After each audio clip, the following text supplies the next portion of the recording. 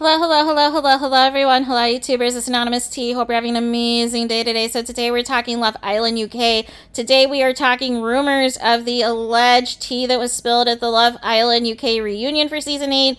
And spoiler alert, there is no tea, you guys. There is no tea because literally the show just ended, you guys, on Monday. So how do you film a reunion show 3 days later and you literally just got out the villa if you are one of the 4 couples that were the finalists, you guys?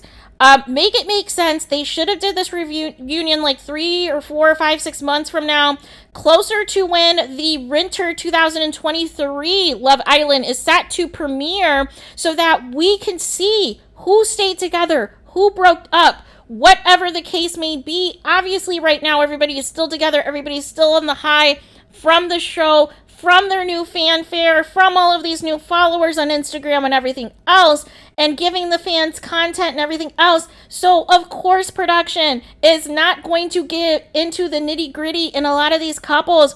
And a few people who went to this reunion were spilling tea and basically said it was cookie cutter, you guys. Basically said it was cookie cutter. The only drama really was Coco versus Summer, and I don't even know if that's going to air because the drama is based off of Coco's comments from a podcast where she's alluding to, wanting to hook up with Josh, who is Summer's man, or they're going to explore, something, or are exploring something, and, she felt a certain way, and they unfollowed each other, and they are not on good terms. But it got to the point, I guess, where Coco left, the venue, went out backstage or whatever, and they had to cheer for her to come back on stage. But production, everybody was confused. Even the finalists were confused because nobody knew what was going on. They literally just got outside the villa. They literally just flew, to the UK from Larka to film this reunion, to fill the aftersun, you guys. Also, they said all of the couples, except for Gemma and Luca, spoke to the audience, greeted the audience, and this and that. Pretty much they did another pancake off between Natalia and Ekin-Su for some reason. I have no idea why. The one positive thing they did is not mention the George stuff because it was just complete and utter trash the way that it was presented at Aftersun. So glad that they left that out. And really the only other drama was that, they were asking, Summer how she felt about Dami, if they were still in good terms, and he said no, and that shocked India and Dami. And some people had some questions about that, but if people will recall, Summer didn't know at the time that Dami had told her to shut up in the middle of their argument, and had she known that then, she wouldn't have forgave him. But even with that being said, she still kissed him in the challenge the next day. She still kissed him back. So there is that. So I don't know how that's going to affect her friendship with India moving forward, and where things go from there. But pretty much up until this point, you guys, all these couples, they're all back home now with their families. They were all posting, some interesting couples content. And I've got to say, these ITV cameras did not do these finalists any justice, you guys, because they had some of these people looking, not right, dusty, and everything else.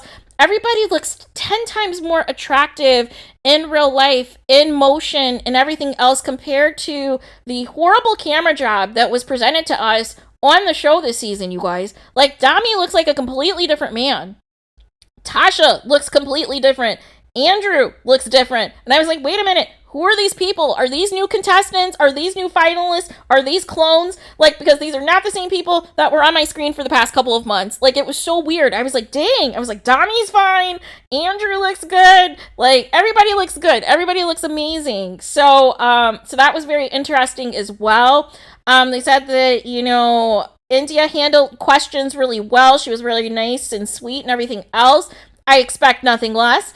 Also, they said that they told all of the finalists the percentage of the votes, because as you guys know, Ekin-Su and Davide got over 63% or something of the total votes for first place to win the show, and I think that shocked everybody.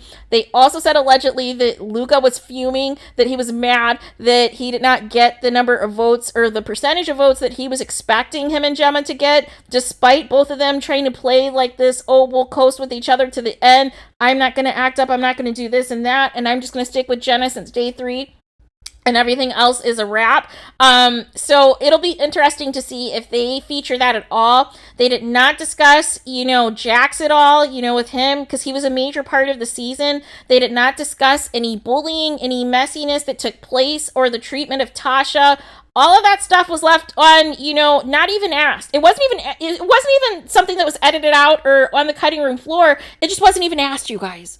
So, but they did talk about some of the iconic moments, of course, you know, like the, you're a liar, you're a liar, an actress, get the bleep out. And, you know, may the best heartbreaker win and everything else. Like, they talked about some of the iconic moments that took place, but it's not going to be what we want it to be. It's not going to give the drama that it should give. It is not going to be an accurate account of really getting to the nitty gritty, because I think they're still trying to protect a lot of the contestants and everything else. And all of a sudden, Jax is the poster boy of mental health, you guys. And he is getting one heck of a redemption arc that nobody else is getting, you guys.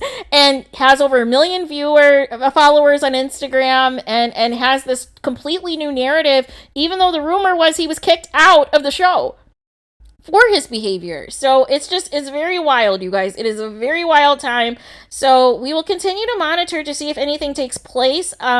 You know, I know a lot of people sometimes don't keep up with the Islanders when the show is over, but that is like the best time to keep up with the Islanders, because that is when you do the postseason press interviews, you do the news articles, you do the podcasts, you post the content on Instagram, you interact with fans on Twitter and Instagram and everything else via DMs, via comments, via all kinds of stuff. And that is when we start to get to the nitty gritty. We start to see, you know, who is, you know, trending towards the right direction couple-wise, who is starting to look like some things are off couples-wise, and we get to it. And then, you know, a couple months from now, we start to get the breakup announcements. But at least for now, we can enjoy this for what this is, right? But I think this season really has the potential for a lot of these finalists, the final 4 couples, to truly go the distance. And I truly mean that. I think what happens with some of these other seasons is some of these couples are so short-lived, or they come in the middle of the season as a bombshell. So technically they're only really together for a few weeks, if that. But all of these, you know, are mainly OGs, with the exception of Akinsu, because I believe even Davide was a day 1 bombshell. So they have literally been in this villa, you know, the entirety of the 2 months for the most part, with the exception of Akinsu. So it would not shock me at all if all of these couples go the distance, if all of these couples, you know, decide to move in together, you know, fairly soon and everything else, because there's like weird stuff going on. There's one tabloid that keeps wanting to hint to breakup rumors between Gemma and Luca, which is bizarre, because one rumor said that they went to separate hotel rooms or whatever else, even though they wrote in the same card at the same hotel and walked in front of each other to the same hotel. It was like, wait, what? And then there are articles that are deliberately just erasing Dami and India from these articles and treating it as only Tasha and Andrew, Gemma and Luca, and Ekansu and Davide were the only couples that were in the final, you guys. Like, make it make sense. What is going on? But I am not surprised with all of the stuff that takes place, you know, with how they treat, you know, Meghan Markle and everything else in the UK press, that they are doing this once again to the black couples and trying to erase them from the news cycle. It is very annoying. It is very frustrating. It is very aggravating. But that's really all the tea, you guys. So let me know what you guys think in the comments. Please do not forget to like, comment, and subscribe. Hit the notification bell so you're notified the moment I post new content on my channel. And with that being said, I'll talk to you guys again very soon.